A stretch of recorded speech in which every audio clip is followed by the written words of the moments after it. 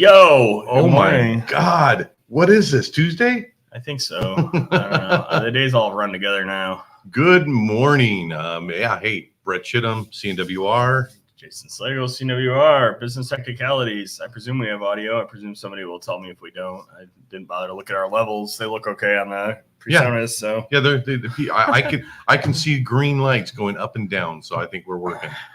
Man, so we're talking about block hours today. And T&M work, yeah. This is born out of a bit of frustration I have, and I kind of dumped it on me today. Dumped it on Brett today, and I'm like, we're talking about block hours today, and he knows nothing about it. I understand though, because I've been a part of those conversations, and I think it's stemming from the people that are using us consulting wise, but going not just an hour of consulting, but keep they keep reaching out, they keep calling us, and they don't want an agreement. But we got to do something, right? Yeah, I've been doing this Auth 66 thing, which you said something about this morning on LinkedIn. I think I'm up to video 30 now, so I'm just under halfway done. And in one of the videos, I talked about block hours and how at that time I was, and I still am, relatively positive on them. And Bob Coppage actually replied and basically laid out his thoughts on them. And increasingly, I think our thoughts are relatively aligned. It's just an expectations problem. So let's talk about what we're talking about here, right? So like we sell on top of, and this largely is a holdover from the Lawrence, the LTS side. We sell two things. We sell bookings, which are a self-service way people can come in, prepay with a credit card, and get an hour of it next time. Correct. And then for clients that have done repeated bookings, or clients where we can't define the fixed scope of work, but they need more work done, we've been selling blocks of 10 and 20 hours. We try to limit it to less than that. We do have a couple more enterprisey clients where we sell bigger blocks, but those, I'm going to hold that out. That's kind of different. That's different. Yeah, that serves a purpose, and I'll get to that later. But Bob called out that those are really great if you have capacity and you have bench time, right, to fill bench time. And he's not wrong there, right? Like they're great. They're a good source of revenue. We tend to sell them. At least the bookings tend to be above our general rack rate, right? Like, and like it's hooked to the resource that's doing its calendar. So like it just fills blank spots in their calendar. And that's worked out pretty well. But it's come with a couple challenges. One is the resource that does them is too nice and sometimes won't cut them off when their hour expires, right? And that presents problems for a number of reasons, right? So, like, I think if you're going to do that, you have to have the discipline to say, like, hey, man, you got an hour here, right? So, like, we need some method to extend that. It's 10 o'clock. It's time. We're done. Yeah. And, at the old Lawrence side, we had a method that was a little easier, and it worked, where we would just send them another invoice while we're on the phone with them, and they'd pay it while we're on the phone and go. But our process is much different here because the techs are scheduled. There's a finite schedule.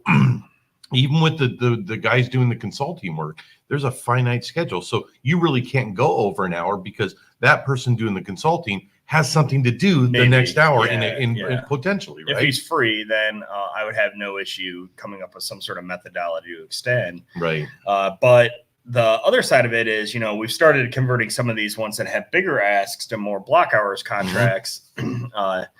Unfortunately, right now, transparently, look at it, it's Tom. Hey. We should bring Tom in. Right now, we're not requiring those hour blocks to be prepaid. Right. And that is creating some accounting headaches. That, in theory, assuming I can get all the stars aligned, should be fixed by the end of the week. I've gone down the road of being able to do those. And actually, if we go down that road, I may just allow self-servicing on the bookings page. Like I may just say, like, have a bigger project, buy a block of 10 hours or 20 hours, and then just self-service the core creation. That's actually a great idea. We have the power to do that. We do, and I think I can go down that road, and I probably will. But in the end, there's an expectation that I think needs managed. I think you started to drive into it a little bit. Fire sale. We sell block hours as a way to do non-critical setup work, and we sell bookings as a way to you're gonna cut me out. I'm gonna have to do this when you do that, though. No, it's fine. We'll get there. Come on in, Tom. When I see you, you'll get there. We sell block hours with the intention, and bookings with the intention that these are support requests. Right, there he is. He's in. Here, it's a Tom. I'm gonna see if we can add him and see what happens to us. Oh, we're good. Look, it worked. It works. Magic. Oh, Tom. What's up? A wild Tom has appeared. I need to stop obsessing over what's in Signal with you. Yeah, it's a good business technicalities talk because there's some moral hazards in there. Oh yeah, there are. Oh my gosh, we won't even go there. But you were saying about block hours. Yeah. So I mean, our intention of selling block hours, and Tom, you can chime in on this too, is that these are to be used for work that can be scheduled out. Right? It's not. We're not the fire department. Right. So don't call us with your block hours, or don't call us with your booking because your stuff's down. Right. Like I can't, as Brett pointed out earlier, we're scheduled. Yeah. Right? Like typically we're scheduling for non-critical client related things like 2 days out. Right. If not more. Yeah. If it's critical, it gets done quicker. Right. Right. If it's a project and we have due dates and stuff in it, we try to juggle that stuff in, but we're busy. Yeah. But those are managed service clients. Those are clients that are paying us to be there a month in and month out. They're just paying us. So we have to service them. That's part of the SLA. What we haven't done from the Lawrence side, bringing it all into the CNWR side, is make it extremely clear that here's the process we did, and then we needed to, and it's just a matter of time getting it in there, integrate it into our process. So when we hit those points, because it was clear before, but everyone's like, I don't know, I don't do the billing anymore, so I just went over on the hours. I just gave the guy 2 more hours. Like I don't. It's because there wasn't a process before. They could just jump into the system and do the billing themselves. So it was never. Now they can't do that, so they don't. So they. Yeah, well, I mean, we do. It does get billed.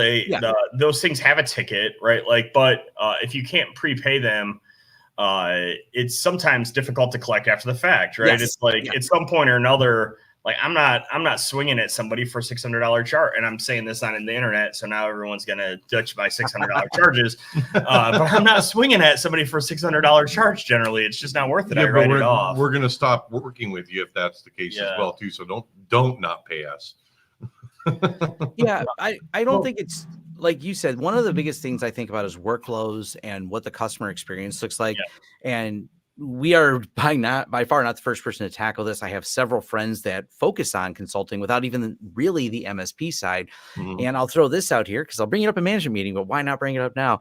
Is some people not only have these self-serviceable block hours they can buy, but the other side, there's a lot of people I know, and they've been very public about it. Like my friend Riley at HostiFi, they sell subscriptions for people that just want other IT companies that regularly pay him X dollars, and he's got them publicly posted on his HostiFi site just for the hosting, not just for the hosting, but also, hey, this gives you this many hours automatically every month. And by the way, his hours, I think, expire every 30 days. So, but he sold quite a few subscriptions, and I think that's another model we could get further into. So, I mean, he's basically de facto created a managed services model. Right, without doing anything but unless they call. With the 30-day expiry or the month-long expiry on the hours, he's de facto created a managed services model. Exactly. And we have the capability of doing this, setting up these subscriptions for people. And I think a lot of people would love to buy 3 hours a month for us, something simple. And they have 3 hours they can fit into our schedule. It's already set up in our system. They can grab a tech that's an expert on this.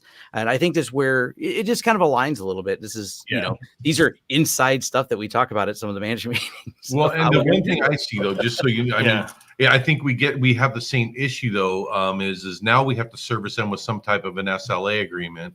No, we don't. We don't? No. Well, we decided the SLA is, and we tell people up front, you're only going to get 36 hours, 48 hours, whatever that number is. I mean, there's an SLA, but it's predetermined. Before we don't want your money until you understand our terms. The problem that we're having increasingly that I don't know how to solve for right now, and this is we're an interesting public discussion about this. We've had 3 incidences recently where somebody either does a booking or they have block hours. So I think in 2 instances it was a block hours agreement, and in the 3rd instance it was a booking. And in all 3 cases, the client was down and they were angry they could not use their booking and or block hours to solve their I'm down issue. And as a matter of fact, he ended up refunding the booking because he went and found another way to do it. So now it cost me the fees.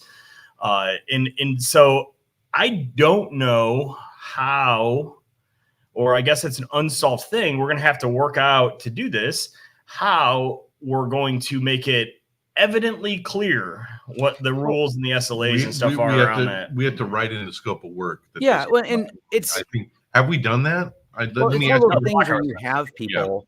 It's like the FAQ we put on the Hire Us page. That was one of the best things I ever did to fix so many silly problems we had, was managing expectations prior. I want to manage these expectations 100% prior to committing. If I have to have a box before you can put your credit card in that says, I know that this is only going to allow me to have 48-hour turnaround time. If you want better, call us. We'll do SLA agreements. They just aren't. They aren't sold at that price. It's going to be a much more substantial price. We'll do full MSP. We'll do SLA. It's not for you buying 2 hours a month. It doesn't. It doesn't fall under that. And I think we can do that and very clear. Make it a graphic. Reference back to it. I think that's just about managing expectations. Some people do have those expectations, and of course, they don't think they need them until they're down. And when they're down, they realize they don't have them. I get that part. Yeah, I mean, that's the problem. Is that, like, in the end, what you end up with and what we see, what we'll end up with, honestly, transparently, is we'll end up with a bunch of MSPs that follow us that are buying these like retainer agreements basically to backstop them. And it'll go until they have a down situation, and then it'll all explode. Yeah, and that's the fear, because I think I think that's going to happen with Riley over at HostiFi too. He's going to have people coming in. Nah, it won't with him. Like, that's his business model. His whole business model is doing that. So, like, his ability to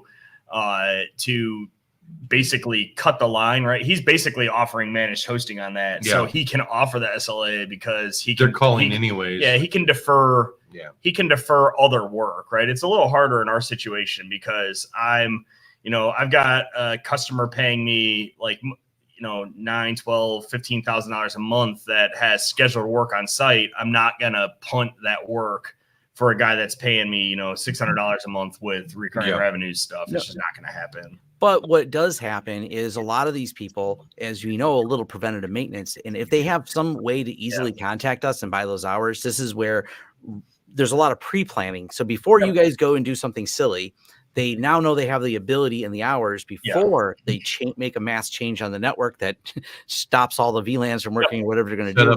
They preuse the hours. Yeah, and that is the actual key, I think, to making that work. Is that, like, we, the one that one of the three that was pseudo angry about it, we had a whole discussion about this, that, like, the expectation needs to be set that, like, hey, if you want us involved in this and you want us to be able to backstop it, then you need to schedule us beforehand that you're going to do these upgrades. Right. And then, you know what, like, book an hour, like, we'll use an hour, we'll be on standby. If it all goes well, then it's cost you an hour, and you've got the peace of mind that it's better. And if it goes to shit, then call us up and we'll help you work through it and fix it. And I think some fun branding around this. We say we can be the fire department. So here's the fee to be your consultant. It keeps you from doing something dumb. Here is the fire department fee.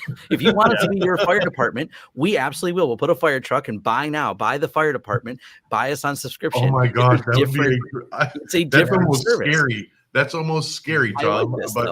But people will. They would work 100%. Yeah. I mean, if you're willing to pay me, I'll be your fire department. It just doesn't come at $100 a month. Yeah. I mean, and so the end goal, I think of, and I think Shittum has to go in a couple minutes. So I can always get up and you guys walk, and I can keep doing it. I think the problem there in the end that we need to get to is, the end goal is to come to some sort of, defined fixed scope managed work on that. Right. And I think you can get there. Right. Like, so I alluded to earlier that we had a couple of bigger clients that were doing a big, I have a client right now that has 1,000-hour block, 1,000 hours they bought. And it's not a block they purchased. It's a PO at our rate for 1,000 hours that we're doing a bunch of backup work for them. But the idea was that the goal is to get their backups in a state that we can do managed backup for them. And what they realized and what they told us, we were trying to do a fixed fee project to like basically remediate their backups. And they're like, you're not going to be able to do that. Our backups are way too big and complicated. Right. It's multiple VMs. I think we have 8 Veeam proxies out there right now that we're managing across various networks to try to limit traffic going across a giant plant network, to try to limit to the local rack and a bunch of other things. And they're like, you're not going to be able to define the scope on this. So what we want to do is we want to buy this giant block of hours. And in that block of hours, we're going to remediate it. And then the expectation at the end is that we pop out some sort of managed agreement. So to your point, Tom, rather than selling a 3-hour a month block hour retainer to maintain, a handful of TrueNAS boxes, I'd rather sell managed TrueNAS, right? Yeah. Like the expectation is baked on the backside, and then we just take over management of it, right? Like we manage the patching schedule, we manage all that stuff, and then they're just out of it, and that then we know that we're going to apply the proper care and feeding because it behooves us to do that. Because again, the whole managed services model goes down to the fact that if I do the work regularly and routinely, then the number of emergencies that I end up having to attend to go way down. It's an interesting concept because I mean, there's a fine line that clients think when they've paid you money that when they call, you should respond. And I think that you have to be clear in an SLA or in a scope of work of some sort. You have to be clear. Ironically enough, there is almost an inversely proportional relationship to the amount of money they've paid me and the expectation that I drop everything. It seems like the ones that have only paid me a little bit expect yes. Well, and I think that's actually for a really good reason. It's a systemic problem with those companies. You see them creating these emergencies because they do everything as minimally as possible, just enough to get it to work, not necessarily work right, not necessarily work securely, just enough to get it to work. And that's where they stop. They don't plan for updates, maintenance. And that's why they have so many emergencies. And then they go, well, maybe I can just buy an hour from this person. What's the minimum I can buy from you? So I have an engagement with you, but not enough to actually do it right. And it's systemic though. It's not, it's probably running around their entire company. There is issues like this, machines not maintained, unrelated to technology. I've always joked with some of the manufacturing companies because you see systemic problems. You go, oh, look, here's the OSHA's here again. And there's a sign on your door again. Leaving? Okay. I'm leaving, guys. Brett is leaving. Yeah. They become systemic problems of the way they do business. And I always try to look at that when I'm engaging with a client. What are the other issues that this client constantly has that might be part of, how is this going to affect me? Are they ready to do it right? Or are they just, once again, we're someone else that they're trying to get the minimum from, which of course means they're going to have an emergency. Yeah. So I think, I'm not diabolically opposed to this, right? Like it can get frustrating, right? Like I've spent a non-zero amount of my time over the past couple of weeks, dealing with, we got another one right now where it's a block hour we sold that like crossed the gap of the merger, and now they want some like crazy reconciliation of hours, and it's like, man, it's gonna take me an hour to do that. Like this is a giant pain. I'll do it. It's just a giant pain in the butt. Again, looking at that company and seeing that, it felt like a house of cards balanced on it is. I can't believe it works is how we started with that one. And we fixed a lot of problems, but we kept telling them we're putting Band-Aids and duct tape on this. Yeah. This thing needs to rip and replace and be rebuilt. But no one wants to do it because it's a running machine. But it's the only solution to stop the number of problems. They're spending so much in consulting because once again, we're playing the fire department and we shouldn't be, because they're not wanting to listen to us from a consultant standpoint and say, this is what you need to do it right. Well, and unfortunately for them, I am the resource that's been doing the work, and you don't get to fire department me. Like I have this bad tendency of I'm really busy. I'm not even looking at email. And so, you emailed me directly, and that's not going to work out for you because I'm never going to respond to it. I might respond to it a week later.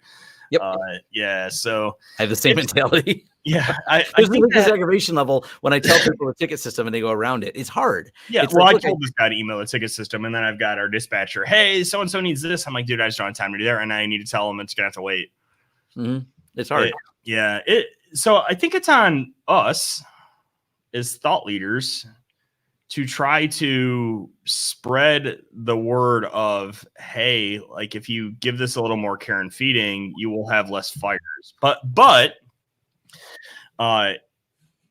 this goes back to a mindset I see everywhere, right? I see it in security. I see it in general IT support. which is I bought a toaster mentality, right? Like, when's the last time you had your toaster serviced? Yeah.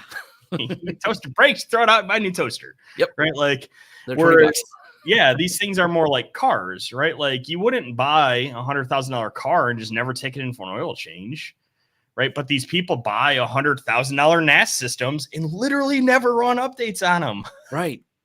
And then they don't know this is, frequent discussion of, oh, I'm 7 versions behind. And I'm like, yeah, that's the problem. I can't even just get you to the next version. There's a path I have to look up and go, as I haven't dealt with someone who hasn't updated their system in 5 years, not in a minute. So let me look at the path to do this. If it's true NAS, I will tell you, it will go straight from 11.2 to 12. Like, ask me how I know. I just did one of those on one that I forgot we had. So it is possible, but right. Like, it is one of those things that I think that we need to, that is part of the messaging I think we need to spread, is that, like, I am totally okay for this, like this type of work. If I can't define a fixed scope, or you've got like a variety of like, hey, I'm doing some network upgrades and, I think I'm going to need some of your time, right? Like, can I buy a block of 10 hours? And yeah, we'll certainly go through that. I'll certainly do it. Right. Like, but do not buy, maybe it's just messaging. Do not buy, it goes right on the quote. These hours are not to be used for emergency support. Emergency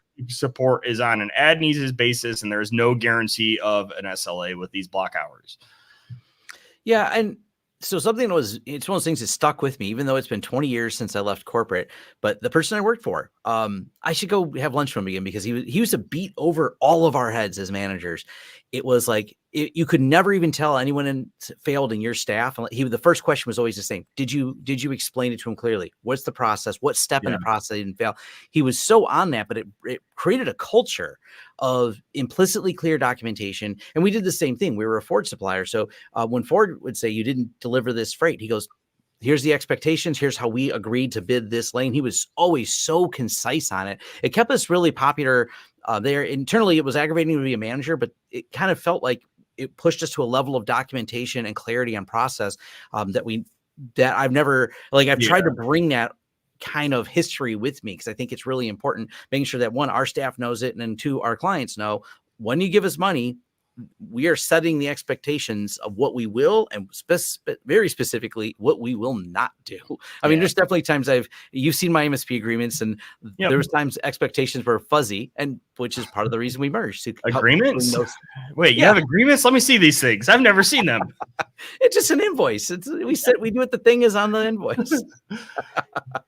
I'm not saying I'm perfect at it. I'm saying it's a goal I work towards. I think that maybe it makes sense to wrap this up and to take it for us to sit down and rework the quote templates, because I am working on the backside. So if pro tip, if you guys don't know this, if you use ConnectWise Sell, CPQ, whatever it's called today, it actually does support collecting payments if you set it up. So I'm in the process of setting this up on our side so that I can kill one half of this problem to me, which is it's honestly, I'm not necessarily, sorry, I'm fidgeting.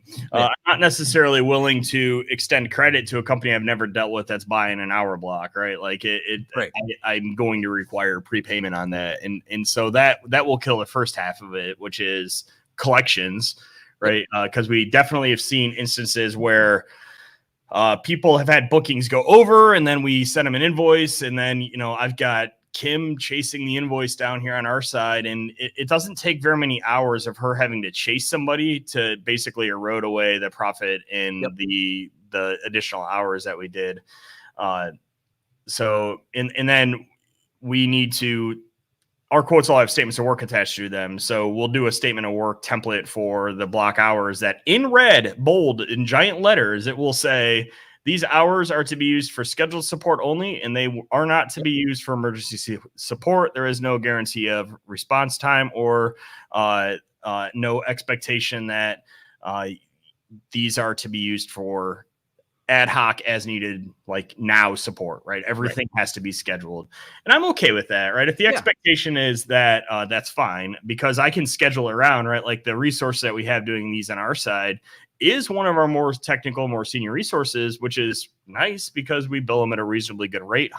It tends to be a higher rate than we're getting on the managed side. But at the same time, I also I also have other things I would like him to do, right? So like one of the things that the block hours give us over the booking is that process wise, it's really hard for me to do bookings with the team. They're basically tied to a person, right? Because you got to tie them to somebody's calendar. Yeah. So we end up, by the very nature of the type of bookings that come in, they end up being a lot of his time. Yeah, but some internal we have to work on with that. Yeah, but we also, even in cases where I feel like the expectations have been reasonably set, like, you know, you called out the FAQ and stuff on your site. What'd you just take off your site because people can't read? Which form to use? Yeah. Oh, that was an aggravation. I put a big orange letter. Use this if you're an existing client. Use this if you're a new client. It's in orange. It's finally deleted because it didn't help. I just deleted the form. They kept filling out the wrong form. But they call too, right? Like, so, you know, we get them like we had one just, I think 2 days ago that called in and it's like, we're in a client of LTS. And then we look back and Invoice Ninja can't find them. And it turns out they did one booking like 3 years ago, and now they're a client. Right. That is, so maybe the wording there needs to be recurring revenue client or something, but it's gone now. So it's irrelevant. Yeah, it's irrelevant. And it's, once again, coming down to managing the expectations of it. It's one of the reasons that people get mad as someone who's dealing with the bookings and the inbound leads that come in from that. They don't understand the time it takes. If someone says, I want a phone call to talk about my VPN before I buy time from you, I'm like, well, the phone call for your small one office, you know, it's a little couple person office. They want a VPN remotely. I'm like, I don't have an hour to talk to you about your VPN to then have you buy time.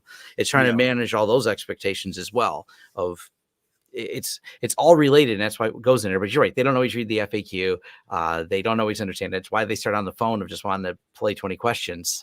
Yeah. Yep. Correct. Yeah. You definitely see that too, where people are trying to use the sales process to get technical support. Yeah.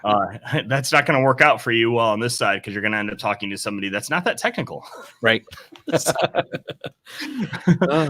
Because I think Brett is the most technical of the sale. Actually, Travis is probably the most technical of the salespeople, but you're not going to end up talking to him because he's an account manager. So you're going to end up talking to Brett. And Brett, for all of the talk he does, he's actually not that technical. Mm-hmm. Okay. He's going to direct you to buying the time for consulting. That's what it really comes down to. But once again, it's managing those expectations. That's the most important of all of it. Be upfront with all of it. Yep. Be more implicitly clear. You'll have a better experience on the back end. Cool. Well, 16. There are 16 people watching live, which I think is a record for us. Nice. We're getting there. I love it. Getting there. Cool. Okay. Well, I think we're wrapping this now. If you got any other final thoughts. Nope. No more final thoughts. I have to go get my tooth fixed in about 15, 20 minutes. So, okay. And then I'll call the people that are on the signal list. And that's a business technicality talk as well. Maybe, I don't know. Or maybe it's a Lawrence dealing with security. We got to figure that out.